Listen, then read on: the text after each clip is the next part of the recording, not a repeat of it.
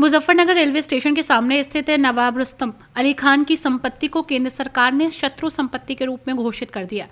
इस निर्णय को राष्ट्रीय हिंदू शक्ति संगठन के राष्ट्रीय संयोजक संजय अरोड़ा और उनकी टीम की कानूनी लड़ाई का परिणाम बताया जा रहा है।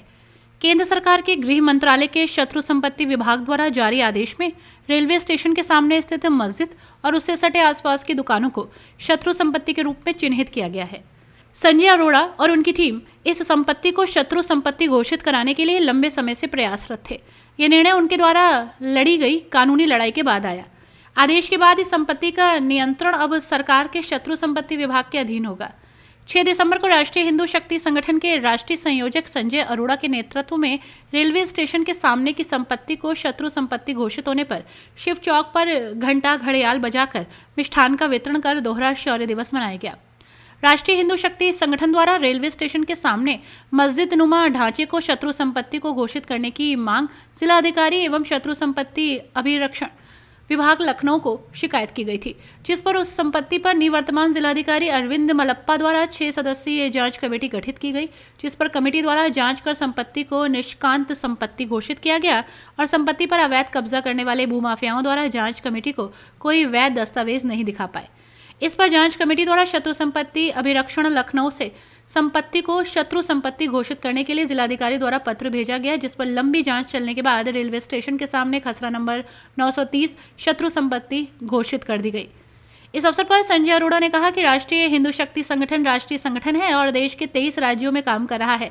संगठन देश के 23 राज्यों में जहां पर भी ऐसी संपत्ति होगी उनको चिन्हित करके सरकार के कब्जे में लाने का कार्य कर रहा है। इस मौके पर मुख्य रूप से संजय अरोड़ा, प्रवीण जैन, राजकुमार गर्ग, सोनू महेश्वरी, संजय गोस्वामी, प्रमोद वर्मा, अरुण वर्मा, अंकित पाल, राजू पाल आदि लोग मौजूद रहे।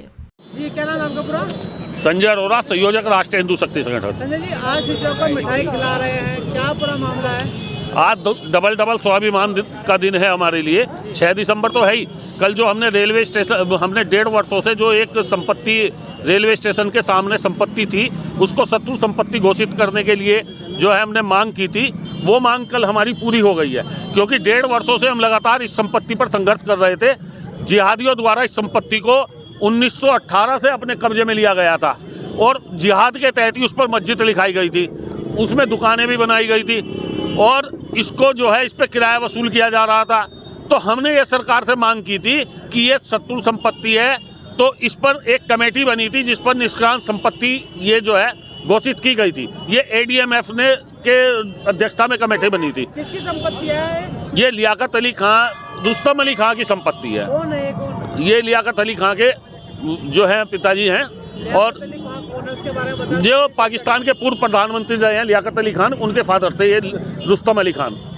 तो ये इनकी पहले भी सारी संपत्ति जो है मतलब ये इसकी जांच हुई और ये जो है शत्रु संपत्ति है, परंतु ये कुछ जिहादियों द्वारा कब्जा करके रखी गई थी। वक्फ बोर्ड की संपत्ति बताया जा रहा था, उसमें क्या पाया? नहीं, वक्फ बोर्ड की संपत्ति थी ही नहीं है, ये सब फर्जी थी।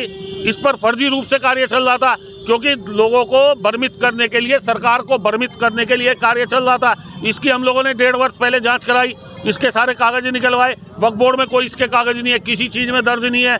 जो व्यक्ति पाकिस्तान चले गए उसकी संपत्ति या तो निष्कांत संपत्ति होगी या शत्रु संपत्ति होगी। जब वे सीधे पाकिस्तान गए, वहाँ जाके वे प्रधानमंत्री बने लियाकत अली खान, उनके भाई थे सज्जाद अली खान वगैरह, उन सब की संपत्ति तो जब पहले से शत्रु संपत्ति घोषित हो चुकी थी। तो ये संपत्ति जो है जिहादियों द्वारा कब्जा करके मिसगाइड करने को, सरकार को भ्रमित करने को, समाज को भ्रमित करने को ये कब्जा कर रखी गई थी। अभी भी उस संपत्ति पे एक मस्जिद बनी हुई है, नमाज पढ़ी जा रही है उस मस्जिद में। देखो, मस्जिद बना लो, मजार बना लो, कुछ ही बना लो, रेलवे स्टेशन पे नमाज पढ़ लो, कहीं भी नमाज पढ़ लो, ये तो कहीं पर भी पढ़ सकते हैं, ये कहीं पर भी चटाई बिछाकर नमाज पढ़ सकते हैं। तो इसका मतलब ये नहीं कि वो मस्जिद हो गई।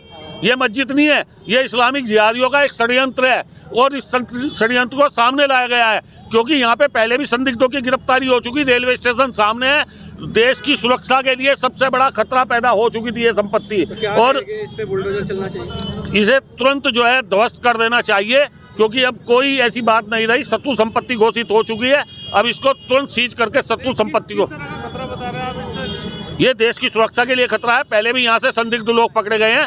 सुरक्षा की खतरा इसलिए कह सकता हूँ कि सामने रेलवे स्टेशन है, संदिग्ध व्यक्ति यहाँ के ठहरते हैं और वे सीधे जाके रेलवे स्टेशन ट्रेन में बैठकर कहीं पर भी जाकर वारदात कर सकते हैं। तो ये तो देश की सबसे बड़ी सुरक्षा के लिए खतरा पैदा हो रहा था भैया। रोल सर, जो पाकिस्तान के पूर्व प्रधानमंत्री है उनकी प्रॉपर्टी को सरकारी संपत्ति घोषित किया गया, क्या सर पूरा मामला? देखिए, ये एक 930 खसरा नंबर था जो कि 8 बिस्वा का है और इसमें एक इमारत बनी और 4 दुकानें बनी हुई थी। एक प्रार्थना पत्र के माध्यम से इसमें जांच कराई गई। जांच कराने के उपरांत जो है शत्रु संपत्ति कार्यालय जो कि दिल्ली में है, शत्रु संपत्ति अभिकरण, उनको अपनी रिपोर्ट भेजी गई। अभिकरण के द्वारा दोनों पक्षों की सुनवाई के उपरांत ये ऑर्डर पारित किया गया कि ये शत्रु संपत्ति घोषित की जाती है। सर, इसमें कितनी टीम आई थी? इसमें कई बार टीम आ चुकी है, कौन सी टीम लगी हुई है? देखिए, ये जो टीम आप बता रहे हैं, इसमें एक कमेटी बनी थी, वो एडीएम वित्त एवं राजस्व की अध्यक्षता में जो जिले स्तर से थी।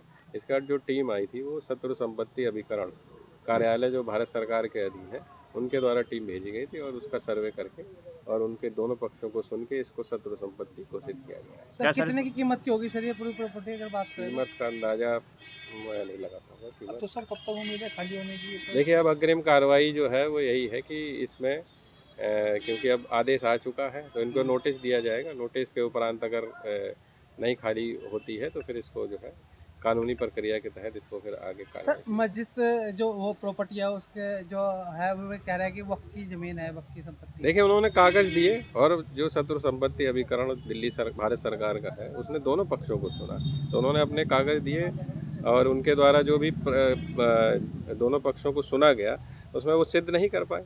जांच में क्या पाया गया सर?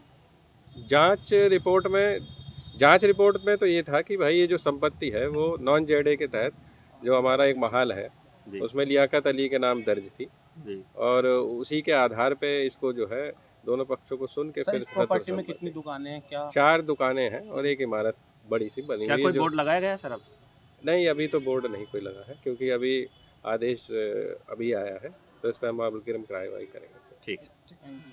हर न्यूज अपडेट के लिए डिस्क्रिप्शन बॉक्स में दिए हुए लिंक से ज्वाइन करें रॉयल बुलेटिन का व्हाट्सएप ग्रुप और पाएं हर खबर सबसे पहले अपने व्हाट्सएप पर। अपने आसपास की खबरों के लिए सब्सक्राइब करें रॉयल बुलेटिन और इस वीडियो पर कमेंट के जरिए अपनी राय देना ना भूलें।